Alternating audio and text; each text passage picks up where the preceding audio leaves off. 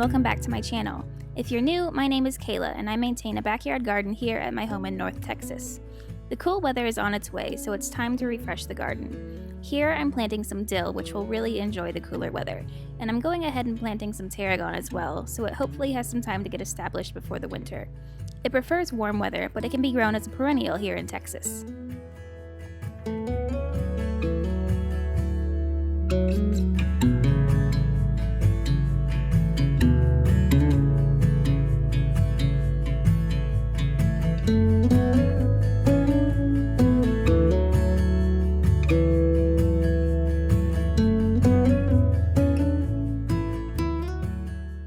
Now is also a great time to go around in Deadhead Flowers.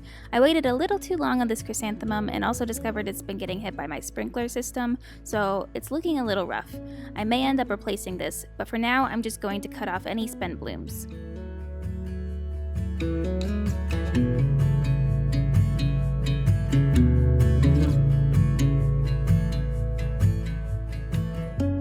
If I didn't mention it, the primary purpose of the new raised bed will hopefully be for cut flowers. My husband has really been enjoying making arrangements to liven up our home, and I'm definitely not going to turn down an opportunity to expand the garden. He actually used to be a delivery driver for a florist, so he has a little more experience with flowers than I do. I saw this scabiosa at the garden center and knew I had to add it to the garden. Scabiosa, also known as pincushion flowers, are a really lovely cool season flower.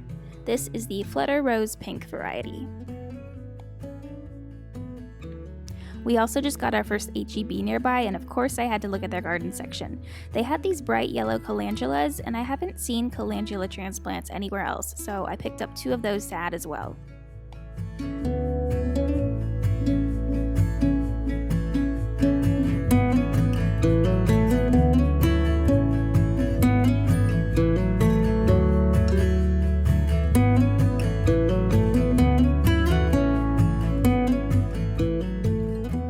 I've also always wanted a fig tree. I just think they look so cool, and I saw this compact variety at North Haven Gardens and had to pick one up.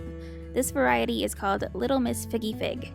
I decided to plant it in these new grow bags that I got specifically because they were a lighter color and won't absorb as much heat as my old black ones did.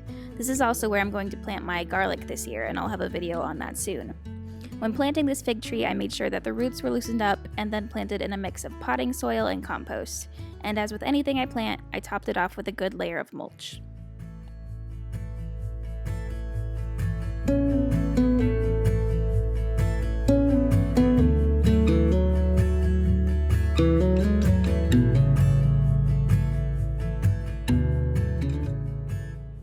I also saw this eucalyptus and thought it would be really nice for flower arrangements if I can keep it alive, so I picked up one of these as well. This one I'm a little less confident in. I think I'll need to bring it inside in the winter, but I'm not entirely sure, so if you've got any tips, let me know in the comments. I figured it wouldn't hurt to try, and at the very least I can enjoy it for a little while.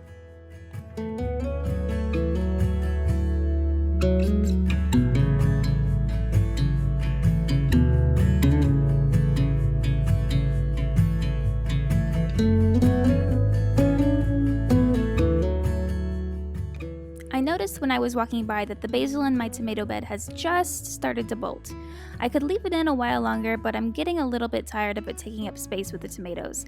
And honestly, if anything in your garden is not making you happy, then you have no obligation to keep it. So I decided to clear this basil out today.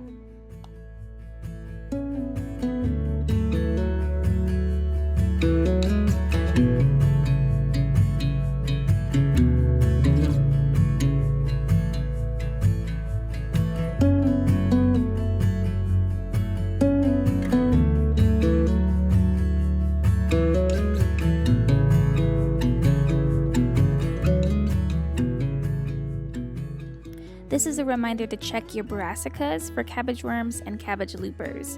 I found a few loopers in their webbing on the back of this cauliflower when I noticed that the leaves were starting to get chewed on, and I'm trying to be better about staying on top of that this year.